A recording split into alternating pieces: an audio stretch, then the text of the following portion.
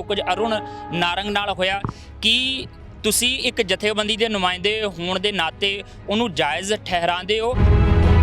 ਲੋਕਾਂ ਦੀ ਆਵਾਜ਼ ਬਣਦੇ ਜਾਂ ਲੋਕਾਂ ਦੇ ਜਿਹੜੀ ਤਕਲੀਫ ਆ ਉਹਨੂੰ ਦਿੱਲੀ ਦਰਬਾਰ ਤੱਕ ਲੈ ਕੇ ਜਾਂਦੇ। ਹੋ ਸਕਦਾ ਇਦਾਂ ਦਾ ਵਿਰੋਧ ਫਿਰ ਕਿਤੇ ਨਾ ਸਾਹਮਣੇ ਆਉਂਦਾ।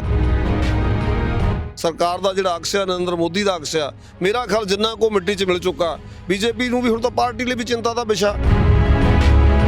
ਸਰਕਾਰ ਨੂੰ ਕੋਈ ਰਾਹ ਨਹੀਂ ਲੱਭ ਰਿਹਾ, ਸਾਰੀ ਦੁਨੀਆ 'ਚ ਸਰਕਾਰ ਦੀ ਬਦਨਾਮੀ ਹੋ ਰਹੀ ਆ।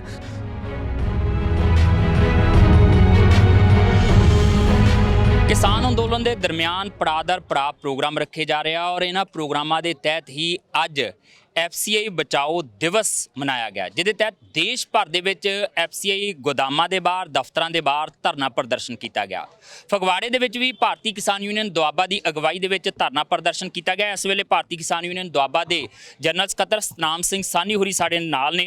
सानी साहब पहलां कहंदे जी खेती बचाउणी आ, फिर कहते नहीं जी ये लड़ाई जी वो जमीना बचाने की है, फिर जमीना बचाने के नाल जमीर बचाने की भी लड़ाई जुड़ गई। तो हुण तां तुहानूं गोदाम भी किसानों नूं सरकारी जिहड़े आ वो बचाने पै रहे आ। ये लड़ाई जा किधरले पासे नूं जा रही है? देखो जी किसानी बचाने वाली किसानी तां ही बचनी जे जमीनां बचणगियां, जमीनां तां ही बचणगियां जे मंडियां बचणगियां, मंडियां तां ही बचूगियां जे FCI बचूगी। ये सारियां गल्लां एक दूजे नाल जुड़ियां। इस करके संयुक्त किसान मोर्चे वालों अज FCI बचाओ जिहड़ा आपां रोस धरने लाए। कोई सरकार ने एक तां कणक दी खरीद ते नवीं कंडीशनां लातीआं वी जिन्नी जमाबंदी होएगी जमाबंदी दे मुताबक किसान दी कणक खरीद के सीधी पेमेंट जिहड़ी उहदी खात्यां 'च पाएगी। इहदे नाल वड्डियां समस्यावां पैदा होण वालीआं। बहुत सारी किसानी विदेशां 'ਚ बैठी है। बहुते जिहड़े आ बेजमीने लोग आ खेती ठेके ते लैके करते हैं, उन्होंने पेमेंट सरकार किवें पाएगी? इन्हां सारियां गल्लां ते सरकार दा ध्यान खिच्चण लई ये जिहड़ियां गलत शर्तां लाईआं उन्होंने रोक वापस कराउण लई जिहड़े सारे देश दे विच कल्ला फगवाड़ा नहीं पूरे देश दे विच FCI दे दफ्तरां दे अगे FCI बचाओ ते सरकार नूं गलत फैसले वापस कराउण लई अज किसान समੁੱਚੀ किसानी वालों धरने दित्ते जा रहे। अच्छा, ये अज FCI बचाओ दिवस मनाया गया, उस तो बाद 10 तरीक नूं KMP जाम किया जाना 24 घंटिया के लिए, फिर 13 तरीक की विसाखी मनाई जानी है, 14 नूं अंबेडकर जयंती जी मनाई जानी है। ये लगातार प्रोग्राम दिते जा रहे हैं। हुण ये एक आवाज़ वार वार उठ रही है कि लगता कि अंदोलन थोड़ा जिहा ठंडा पिया आ, प्रोग्राम थोड़े ठंडे ठंडे आ, थोड़ा तिखे प्रोग्राम की लोड़ है। वो वार वार आवाज़ जी उठती पई आ, उन्होंने लैके कि अगले पड़ाव के प्रोग्राम होणगे, क्योंकि अजे तो यह भी समझा जा रहा है कि ठीक है सरकार चोणां दे विच चलो उन्होंने भी वेले हो लैण दो, इधर वाढियां भी शुरू हो गई, किसानों भी थोड़ा जिहा उहदे चों वेल मिल रहा।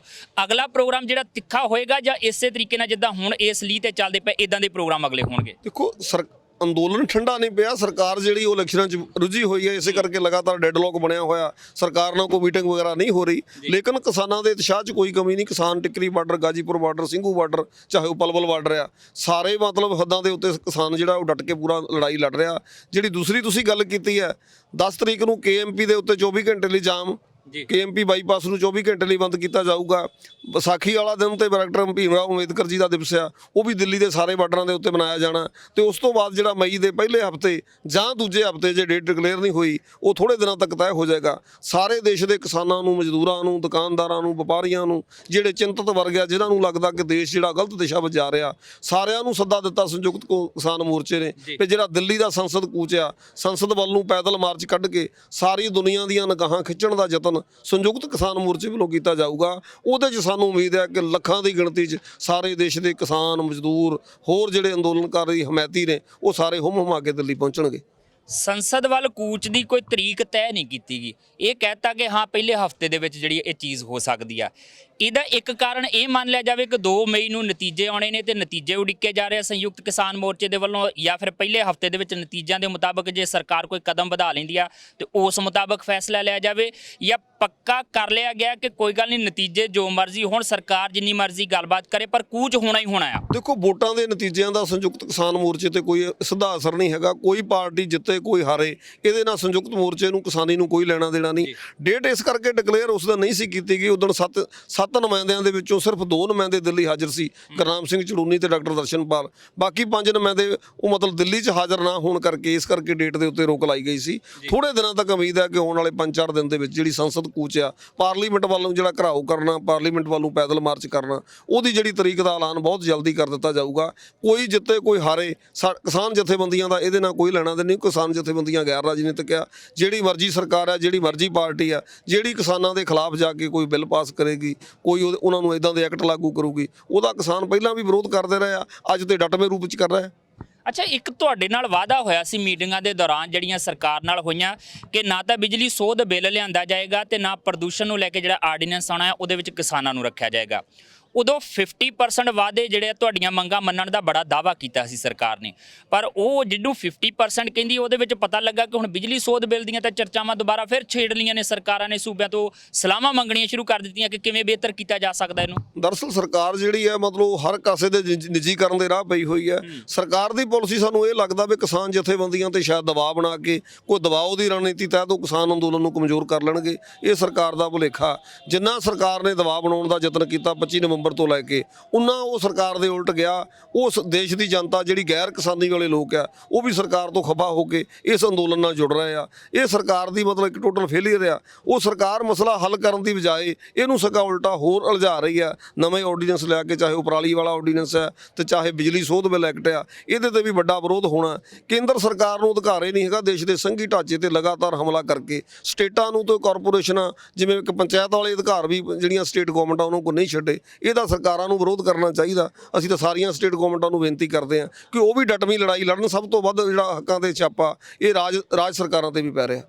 ਤੁਸੀਂ ਜਿੰਨੀ ਵਾਰੀ ਗੱਲ ਕਰਦੇ ਹੋ, ਅਸੀਂ ਜਿੰਨੀ ਵਾਰੀ ਗੱਲ ਕਰਦੇ ਹਾਂ, ਇਹੀ ਜ਼ਿਕਰ ਕੀਤਾ ਜਾਂਦਾ ਸੰਘੀ ਢਾਂਚਾ ਆ, ਸੰਘੀ ਢਾਂਚਾ। ਸੰਘੀ ਢਾਂਚੇ ਦੇ ਵਿੱਚ ਸੂਬਿਆਂ ਦੇ ਆਪਣੇ ਹੱਕ ਹੁੰਦੇ ਆ, ਪਰ ਸਾਨੀ ਸਾਹਿਬ ਜੋ ਸੰਸਦ ਦੇ ਵਿੱਚ ਬੀਜੇਪੀ ਦੀ ਇੱਕ ਸਾਂਸਦ ਨੇ ਕਹਿਤਾ ਕਿ ਅਸੀਂ ਅਮਰੀਕਾ ਵਰਗਾ ਸੰਘੀ ਢਾਂਚਾ ਨਹੀਂ ਹੈ, ਸਾਡਾ ਸੰਘੀ ਢਾਂਚਾ ਕਿਸੇ ਹੋਰ ਤਰੀਕੇ ਦਾ, ਤਾਕਤਾਂ ਸਾਰੀਆਂ ਕੇਂਦਰ ਸਰਕਾਰ ਦੇ ਕੋਲ ਆ, ਸੂਬਿਆਂ ਦੇ ਕੋਲ ਕੋਈ ਤਾਕਤਾਂ ਨਹੀਂ ਆ।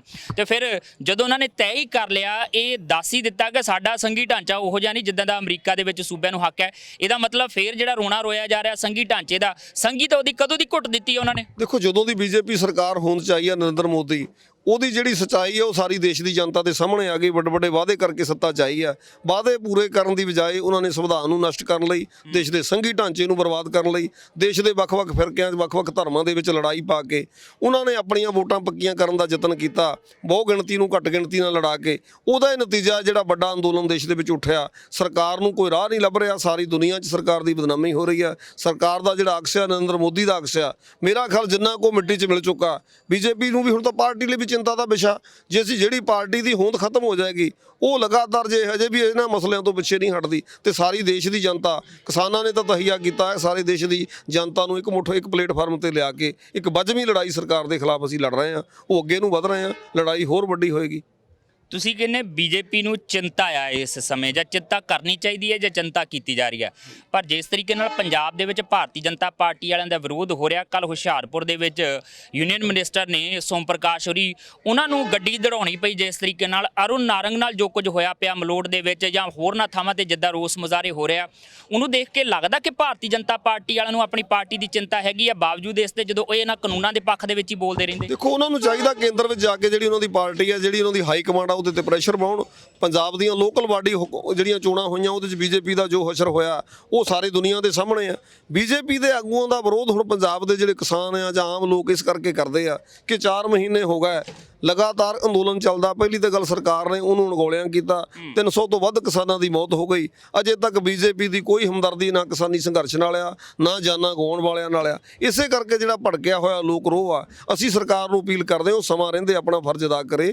ਜਿਹੜੀ ਸਰਕਾਰ ਆ ਉਹਦੀਆਂ ਕੁਝ ਡਿਊਟੀਆਂ ਹੁੰਦੀਆਂ, ਉਹਦੇ ਕੁਝ ਫਰਜ਼ ਹੁੰਦੇ ਆ। ਜੇ ਉਹ ਅਦਾ ਨਹੀਂ ਕਰੇਗੀ ਤਾਂ ਜਿਹੜੇ ਦੇਸ਼ ਦੇ ਹਾਲਾਤ ਜਿੱਧਰ ਨੂੰ ਜਾ ਰਿਹਾ ਜਾਂ ਪੰਜਾਬ ਦੇ ਜਾ ਰਹੇ ਆ, ਫਿਰ ਉਹਦੀ ਜ਼ਿੰਮੇਵਾਰ ਬੀਜੇਪੀ ਦੀ ਪਾਰਟੀ ਖੁਦ ਹੋਏਗੀ। ਉਹਦੇ ਆਗੂ ਹੋਣਗੇ, ਚਾਹੇ ਉਹ ਪੰਜਾਬ ਦੇ ਆ ਤੇ ਚਾਹੇ ਕੇਂਦਰ ਵਾਲੇ। ਆਖਰੀ ਸਵਾਲ ਹੈ, ਜਦੋਂ ਤੁਸੀਂ ਕਹਿੰਦੇ ਕਿ ਭਾਜਪਾ ਖੁਦ ਜ਼ਿੰਮੇਵਾਰ ਹੋਏਗੀ, ਫਿਰ ਇਹਦਾ ਮਤਲਬ ਜੋ ਕੁਝ ਅਰੁਣ ਨਾਰੰਗ ਨਾਲ ਹੋਇਆ, ਕੀ ਤੁਸੀਂ ਇੱਕ ਜਥੇਬੰਦੀ ਦੇ ਨੁਮਾਇੰਦੇ ਹੋਣ ਦੇ ਨਾਤੇ ਉਹਨੂੰ ਜਾਇਜ਼ ਠਹਿਰਾਉਂਦੇ ਹੋ ਜਾਂ ਇਹਦੇ ਵਾਸਤੇ ਕੁਝ ਹੋਰ ਜਵਾਬ ਹੈਗਾ ਤੁਹਾਡੇ ਕੋਲ? ਬਤੌਰ ਜਥੇਬੰਦੀ, ਕਿਸਾਨ ਜਥੇਬੰਦੀ, ਅਸੀਂ ਉਹਨੂੰ ਜਾਇਜ਼ ਨਹੀਂ ਠਹਿਰਾਉਂਦੇ। ਅਜਿਹਾ ਨਹੀਂ ਸੀ ਹੋਣਾ ਚਾਹੀਦਾ। ਇਹ ਅਜਿਹਾ ਨਹੀਂ ਸੀ ਹੋਣਾ ਚਾਹੀਦਾ। ਪਰ ਨਾਲ ਹੀ ਜਿਹਨੂੰ ਲੋਕ ਵੋਟਾਂ ਪਾ ਕੇ ਨੁਮਾਇੰਦਾ ਚੁਣਦੇ ਆ, ਉਹ ਲੋਕਾਂ ਦੇ ਨੁਮਾਇੰਦੇ ਦੇ ਫਰਜ਼ ਹੁੰਦੇ ਆਪਣੀ ਜਨਤਾ ਨਾਲ ਖੜਨ ਦੇ। ਜੇ ਜਨਤਾ ਸੰਘਰਸ਼ ਕਰ ਰਹੀ ਆ, ਜਿਹੜੇ ਬੀਜੇਪੀ ਦੇ ਨੁਮਾਇੰਦੇ, ਚਾਹੇ ਉਹ ਸਾਡੇ ਸੋਮ ਪ੍ਰਕਾਸ਼ ਜੀ ਆ, ਚਾਹੇ ਅਰੁਣ ਨਾਰੰਗ ਆ, ਚਾਹੇ ਕੋਈ ਹੋਰ ਵੀ ABC, ਜਿਨ੍ਹਾਂ ਨੂੰ ਲੋਕਾਂ ਨੇ ਵੋਟਾਂ ਪਾ ਕੇ ਚੁਣਿਆ, ਉਹਨਾਂ ਦੀ ਪਹਿਲੀ ਮੁੱਢਲੀ ਜ਼ਿੰਮੇਵਾਰੀ ਉਹ ਆਪਣੇ ਲੋਕਾਂ ਦੀ ਆਵਾਜ਼ ਬਣਨ, ਲੋਕਾਂ ਦੇ ਨਾਲ ਬੈਠਣ, ਲੋਕਾਂ ਦੇ ਨਾਲ ਖੜਨ। ਜਿਨ੍ਹਾਂ ਨੂੰ ਸਰਕਾਰ 2-2 ਲੱਖ ਰੁਪਈਆ ਮੰਥਲੀ ਤਨਖਾਹਾਂ ਦਿੰਦੀ ਆ, ਕੋਠੀਆਂ ਦਿੰਦੀ, ਕਾਰ ਦਿੰਦੀ, ਡਰਾਈਵਰ ਦਿੰਦੀ ਆ, ਸਾਰੀ ਜ਼ਿੰਦਗੀ ਲਈ ਪੈਨਸ਼ਨਾਂ ਮਿਲਣੀਆਂ, ਲੱਗੀਆਂ ਉਹ ਲੋਕਾਂ ਦੀ ਬਦੌਲਤ ਲੱਗੀਆਂ। ਲੋਕ ਹੁਣ ਇਹ ਮਹਿਸੂਸ ਲੱਗਾ ਕਰਨ ਵੀ ਜਿਹੜੇ ਸਾਡੇ ਚੁਣੇ ਹੋਏ ਨੁਮਾਇੰਦੇ ਆ, ਜੇ ਉਹ ਸਾਡੇ ਨਾਲ ਨਹੀਂ ਖੜਨਗੇ, ਸਾਡੇ ਦੁੱਖ ਸੁੱਖ ਦੇ ਵਿੱਚ ਨਹੀਂ ਭਾਈਵਾਲ ਬਣਨਗੇ, ਫਿਰ ਉਹਦਾ ਹਸ਼ਰ ਸਰਕਾਰ ਦੇ ਖਿਲਾਫ, ਫਿਰ ਉਹਨਾਂ ਨੁਮਾਇੰਦਿਆਂ ਦੇ ਖਿਲਾਫ ਜਿੱਦਾਂ ਦਾ ਲੋਕ ਰੋਹ ਹੁੰਦਾ ਉੱਦਾਂ ਦਾ ਭੜਕ ਰਿਹਾ। ਸ਼ਾਇਦ ਉਹਦਾ ਹੀ ਨਤੀਜਾ ਆ ਇਹ, ਜੇ ਬੀਜੇਪੀ ਦੇ ਨੁਮਾਇੰਦੇ ਲੋਕਾਂ ਨਾਲ ਖੜਦੇ, ਲੋਕਾਂ ਦੀ ਆਵਾਜ਼ ਬਣਦੇ, ਜਾਂ ਲੋਕਾਂ ਦੇ ਜਿਹੜੀ ਤਕਲੀਫ ਆ ਉਹਨੂੰ ਦਿੱਲੀ ਦਰਬਾਰ ਤੱਕ ਲੈ ਕੇ ਜਾਂਦੇ, ਹੋ ਸਕਦਾ ਇਦਾਂ ਦਾ ਵਿਰੋਧ ਫਿਰ ਕਿਤੇ ਨਾ ਸਾਹਮਣੇ ਆਉਂਦਾ। ਜਾਂਦੇ ਜਾਂਦੇ ਇੱਕ ਗੱਲ ਜ਼ਰੂਰ ਦੱਸ ਦਿਓ, ਕੇਂਦਰੀ ਗ੍ਰਹਿ ਮੰਤਰਾਲੇ ਵੱਲੋਂ ਚਿੱਠੀ ਲਿਖੀ ਗਈ ਹੈ ਪੰਜਾਬ ਸਰਕਾਰ ਨੂੰ ਕਿ ਅਰੁਣ ਨਾਰੰਗ ਨਾਲ ਜੋ ਕੁਝ ਹੋਇਆ ਉਹਦੀ ਇੱਕ ਰਿਪੋਰਟ ਬਣਾ ਕੇ ਸਾਨੂੰ ਜਿਹੜੀ ਉਹ ਭੇਜੀ ਜਾਵੇ। ਜੇ ਇੱਕ ਵਿਧਾਇਕ ਦੇ ਉੱਤੇ ਜੋ ਹਮਲਾ ਹੋਇਆ ਤੁਸੀਂ ਵੀ ਨਹੀਂ ਜਾਇਜ਼ ਠਹਿਰਾਉਂਦੇ, ਅਸੀਂ ਵੀ ਜਾਇਜ਼ ਨਹੀਂ ਠਹਿਰਾਉਂਦੇ, ਇਹ ਚੀਜ਼ ਨਹੀਂ ਹੋਣੀ ਚਾਹੀਦੀ, ਕਾਨੂੰਨ ਹੱਥਾਂ 'ਚ ਨਹੀਂ ਲਿਆ ਜਾਣਾ ਚਾਹੀਦਾ। ਉਹ ਅਰੁਣ ਨਾਰੰਗ ਦੇ ਉੱਤੇ ਹੱਲਾ ਬੋਲਿਆ ਜਾਂਦਾ ਤੇ ਕੇਂਦਰ ਵੱਲੋਂ ਰਿਪੋਰਟ ਮੰਗੀ ਜਾਂਦੀ ਹੈ। 300 ਦੇ ਕਰੀਬ ਕਿਸਾਨ ਜਿਹੜੇ ਆ ਉਹ ਬਾਰਡਰ ਦੇ ਉੱਤੇ ਧਰਨੇ ਦੇ ਦੌਰਾਨ ਜਾਨਾਂ ਕੁਰਬਾਨ ਕਰ ਜਾਂਦੇ ਆ। ਉਹਨਾਂ ਦੇ ਬਾਰੇ ਇੱਕ ਹਾਂ ਦਾ ਨਾਰਾ ਤੱਕ ਨਹੀਂ ਬੋਲਿਆ ਜਾਂਦਾ, ਇੱਕ ਅਫਸੋਸ ਦਾ ਸ਼ਬਦ ਤੱਕ ਨਹੀਂ, ਸ਼ਰਧਾਂਜਲੀ ਤੱਕ ਨਹੀਂ ਦਿੱਤੀ ਜਾਂਦੀ। ਜੇ ਸੰਸਦ ਦੀ ਗੱਲ ਕਰ ਲਈਏ ਤੇ ਉੱਥੇ ਉਹਦੇ ਬਾਰੇ ਕੀ ਕਹਿਣਾ? ਦੇਖੋ, ਕੇਂਦਰੀ ਗ੍ਰਹਿ ਮੰਤਰਾਲਾ ਇਕੱਲੇ ਇੱਕ MLA ਨੂੰ ਨਹੀਂ ਹੈਗਾ। ਕੇਂਦਰੀ ਗ੍ਰਹਿ ਮੰਤਰਾਲੇ ਨੂੰ ਸਾਰੀ ਦੇਸ਼ ਦੀ ਜਨਤਾ ਦੀ, ਸਾਰੇ ਦੇਸ਼ ਦੇ ਵੋਟਰਾਂ ਦੀ, ਦੇਸ਼ ਦੀ ਕਿਸਾਨੀ ਦੀ ਵੀ ਕਦਰ ਕਰਨੀ ਚਾਹੀਦੀ ਆ।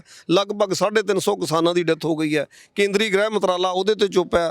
ਲਗਾਤਾਰ ਦੇਸ਼ ਦੇ ਵਿੱਚ ਬਹੁਤ ਕੁਝ ਅਜਿਹਾ ਵਾਪਰ ਰਿਹਾ, ਦੇਸ਼ ਦੀਆਂ ਘੱਟ ਗਿਣਤੀਆਂ ਨੂੰ ਖਤਰਾ, ਦੇਸ਼ ਦੇ ਸੰਵਿਧਾਨ ਨੂੰ ਖਤਰਾ। ਦੇਸ਼ ਦੇ ਗ੍ਰਹਿ ਮੰਤਰਾਲੇ ਨੂੰ ਸਮੁੱਚੀ ਆਪਣੀ ਜ਼ਿੰਮੇਵਾਰੀ ਸਮੂਹਿਕ ਰੂਪ ਦੇ ਵਿੱਚ ਨਿਭਾਉਣੀ ਚਾਹੀਦੀ ਆ। ਜੇ ਦੇਸ਼ ਦੇ ਕਿਸੇ ਕਿਵੇਂ MLA ਨਾਲ ਦੁਰਵਿਹਾਰ ਹੋ ਗਿਆ, ਇੱਥੇ ਲੱਖਾਂ ਕਿਸਾਨਾਂ ਦੇ ਉੱਤੇ ਰੋਜ਼ ਲਾਠੀਚਾਰਜ ਹੁੰਦੇ ਆ, ਥਰੂ ਗੈਸ, ਸੜਕਾਂ ਪੱਟੀਆਂ ਗਈਆਂ ਦਿੱਲੀ ਜਾਣ ਤੋਂ।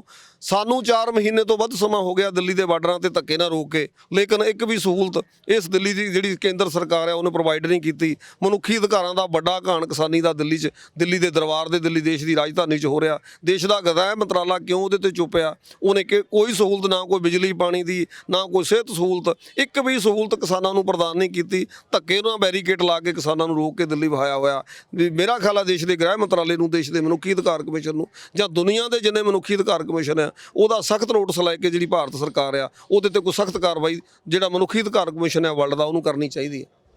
ਉਮੀਦ ਹੁਣ ਵਰਲਡ ਦੇ ਮਨੁੱਖੀ ਅਧਿਕਾਰ ਸੰਗਠਨ ਤੋਂ ਰੱਖੀ ਜਾ ਰਹੀ ਹੈ, ਕਿਉਂਕਿ ਮਸਲਾ ਇਹ ਹੈ ਕਿ ਇਸ ਸਮੇਂ ਆਪਣੀ ਸਰਕਾਰ ਦੇ ਵਿੱਚ ਹੀ ਕਿਸਾਨਾਂ ਨੂੰ ਵਿਸ਼ਵਾਸ ਨਜ਼ਰ ਨਹੀਂ ਆ ਰਿਹਾ, ਕਿਉਂਕਿ 300 ਤੋਂ ਵੱਧ ਕਿਸਾਨਾਂ ਦੀ ਮੌਤ, ਕੋਈ ਉਹਦੇ ਬਾਰੇ ਅਫਸੋਸ ਤੱਕ ਨਹੀਂ ਪ੍ਰਗਟ ਕੀਤਾ ਗਿਆ ਸਰਕਾਰ ਦੇ ਵੱਲੋਂ। ਇਹਦੇ ਤੋਂ ਇਲਾਵਾ ਜਿਸ ਸਰਕਾਰ ਨੂੰ ਚਾਹੀਦਾ ਸੀ ਕਿ ਸੁਵਿਧਾਵਾਂ ਮੂਲ ਰੂਪ ਦੇ ਵਿੱਚ ਉਹ ਮੁਹੱਈਆ ਕਰਵਾਈਆਂ ਜਾਣ, ਬਿਜਲੀ ਕੱਟ ਲਈ ਜਾਂਦੀ ਹੈ, ਪਾਣੀ ਦੀ ਸਪਲਾਈ ਕੱਟ ਦਿੱਤੀ ਜਾਂਦੀ ਹੈ। ਇਸ ਕਰਕੇ ਕੇਂਦਰੀ ਗ੍ਰਹਿ ਮੰਤਰਾਲੇ ਕੋਲੋਂ ਇਹ ਗੱਲ ਦੀ ਤਵੱਕੋ ਵੀ ਇਹ ਜਥੇਬੰਦੀਆਂ ਨਹੀਂ ਰੱਖਦੀਆਂ ਕਿ ਅਸੀਂ ਇਸ ਸਰਕਾਰ ਨੂੰ ਜਾ ਕੇ ਕਹੀਏ ਕਿ ਸਾਨੂੰ ਆਹ ਸੁਵਿਧਾਵਾਂ ਜਿਹੜੀਆਂ ਦਿੱਤੀਆਂ ਜਾਣ।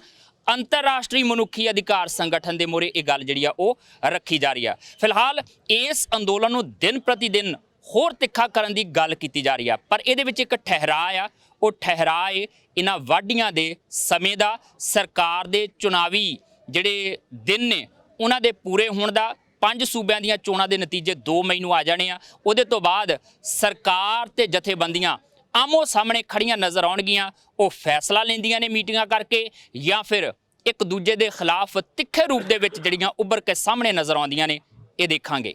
ਕੈਮਰਾਮੈਨ ਪ੍ਰਵੀਨ ਬੌਬੀ ਦੇ ਨਾਲ ਜਸਵੀਰ, TV ਪੰਜਾਬ, ਫਗਵਾੜਾ।